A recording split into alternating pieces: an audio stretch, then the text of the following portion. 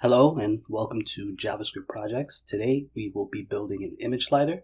To do that, we need understanding of parameters and if statements. As you can see on screen, I have my working image slider. Both the next and previous button works. But let's jump right in and see how this is set up in HTML, CSS, and then get forward moving with the JavaScript. Before we get started with the code, we should go over two things. We should go over parameters and we should go over if statements. So right here, parameters are variables within functions and arguments are the values passed through. They act like placeholder and answer. Parameters are the placeholder and then the argument is the answer that you pass through. So in my first function, I have the parameters x and then I have y equals 10. All this function does is return x plus y, but as it stands now, x doesn't have a value. So when I call my function right here, I give it the value of 5, and then that 5 would replace what the x is. And then once the function goes, you should get a value of 15. And as you can see here, making x equal 5. Now in my next function, I have my function name. As you can see, as you hover over some of these things, Visual Studio Code will back you up and give you a bit more information. So this is a function, and then this is a parameter without any number index. But as you can see here, within my function, I've referenced my parameter twice. So index number plus plus, that means add 1, and then console.log the index number.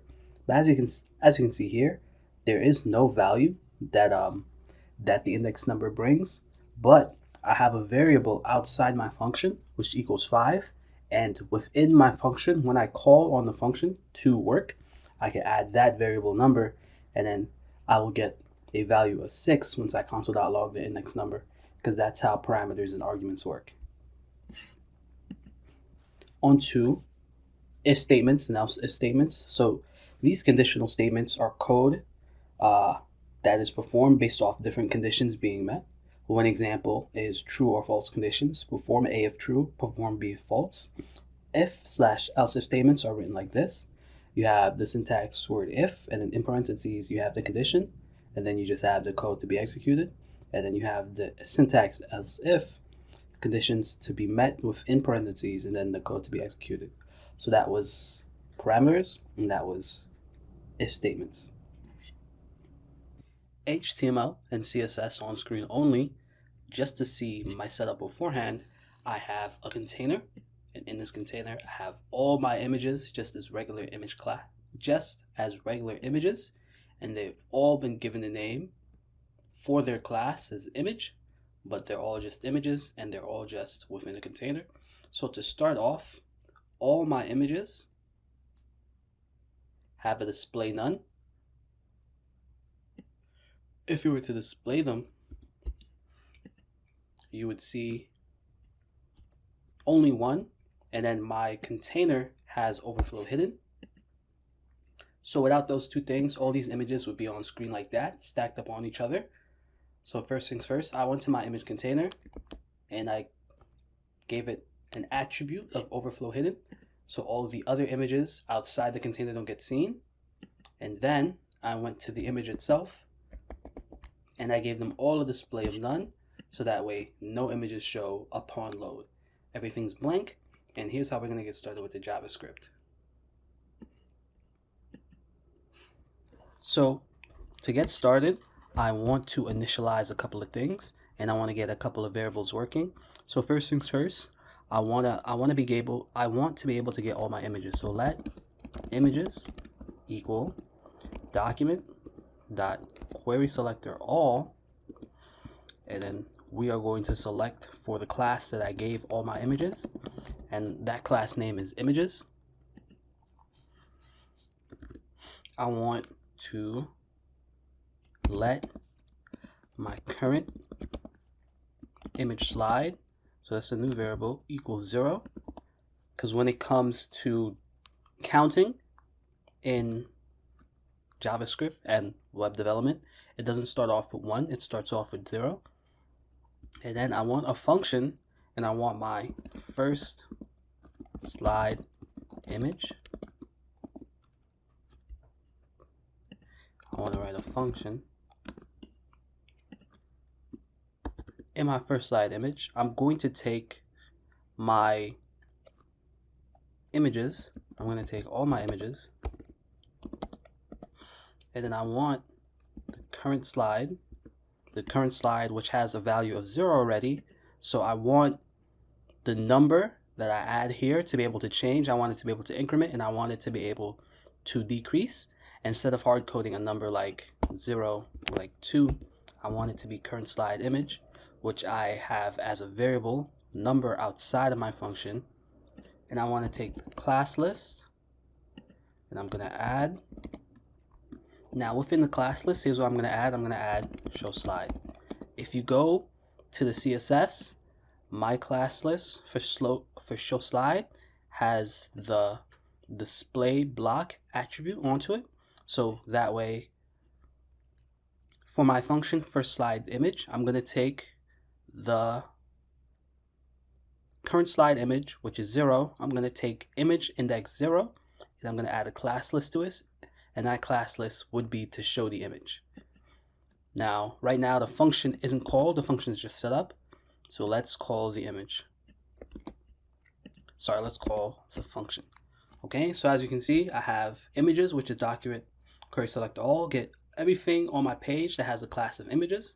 And then in my function, I want you to take images, I want you to take the index 0, but use current slide, and then I want you to give it a class list of show slide. So we're going to refresh. Okay, something might be wrong. Let's check the inspect. Maybe I misspelled something. Let's see.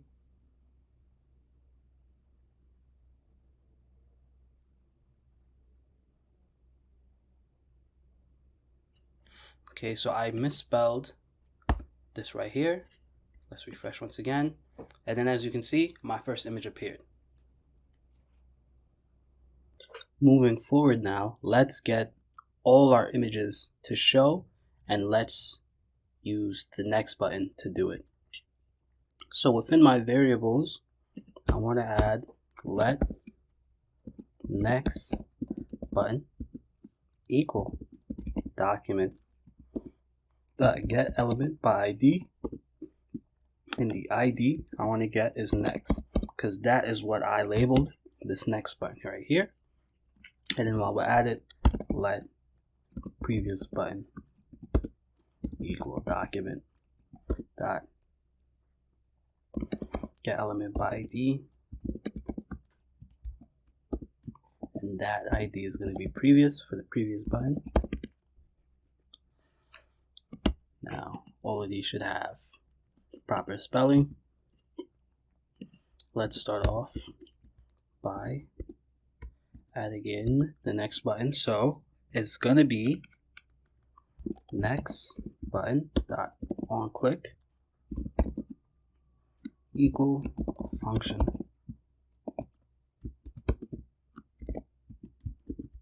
And we're going to leave it like that for now, because we want to work on another function.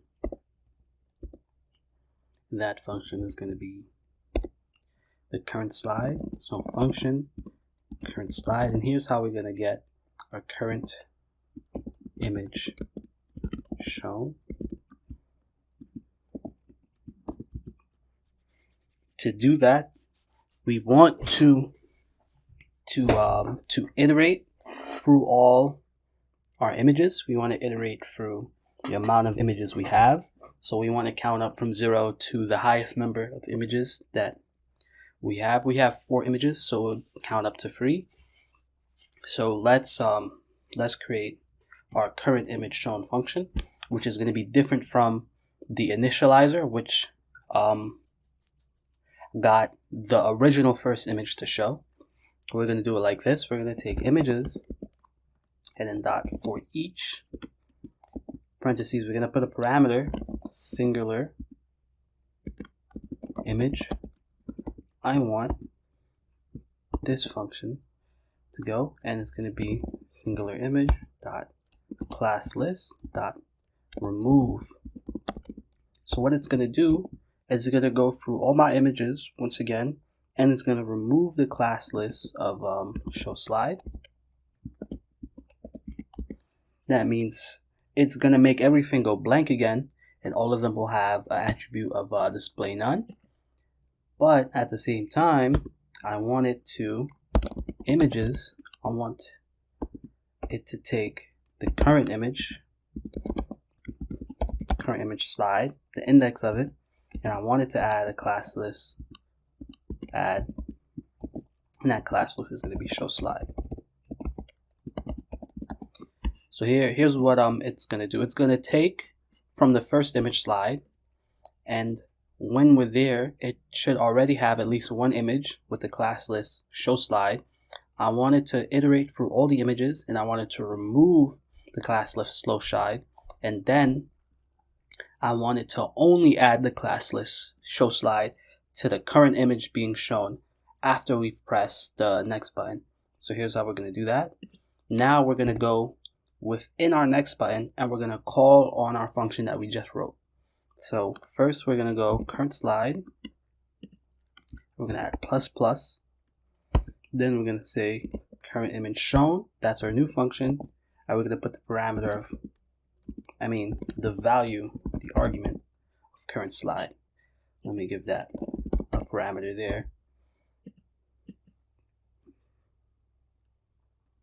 All right, I also want to console.log current slide so we could see the number increase.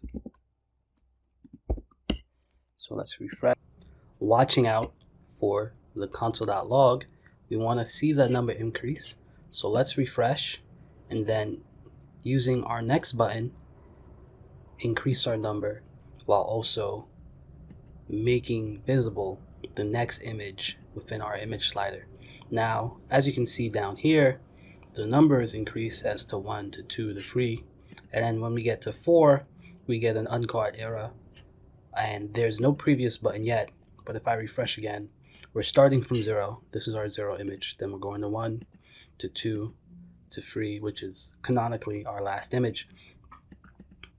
So now let's create our previous button. So previous button dot on click, and it's going to be a lot like our next button, but this time for current slide we're going to do -, and then current image shown current slide, and then we could console.log that as well. Be the current slide, and if we hit refresh, we could go up 1, we could go back, and you could see the 0's been introduced.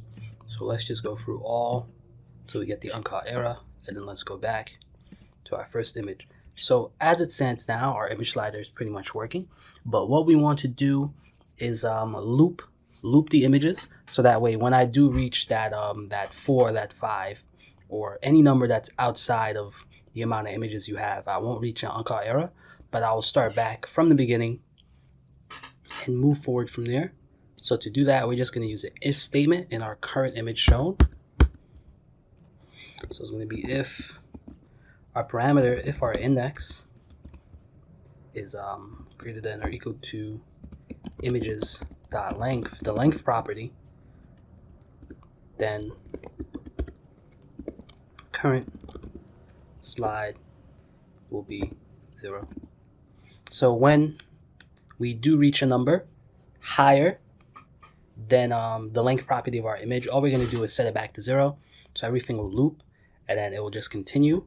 And then we have our else if, comma, our index parameter that we put in is less than 0. And for that one,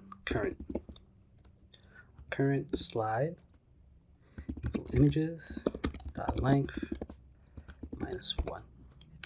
All right, so I'm going to go back and put this to the original size so we could see the entirety of it. I'm going to hit refresh, scroll it all the way. I have my image slider taking up the entirety of the page.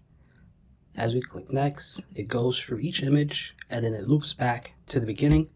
As we hit preview, it goes through each image, and it also loops back to the beginning. If we go into our inspect and we check the console, you can see each number that it's going through in the image slider. So let's go. That's 0, that's 1, that's 2, that's 3. Alright, so that is our image slider. Thank you so much for watching. Don't forget to like and subscribe. Goodbye.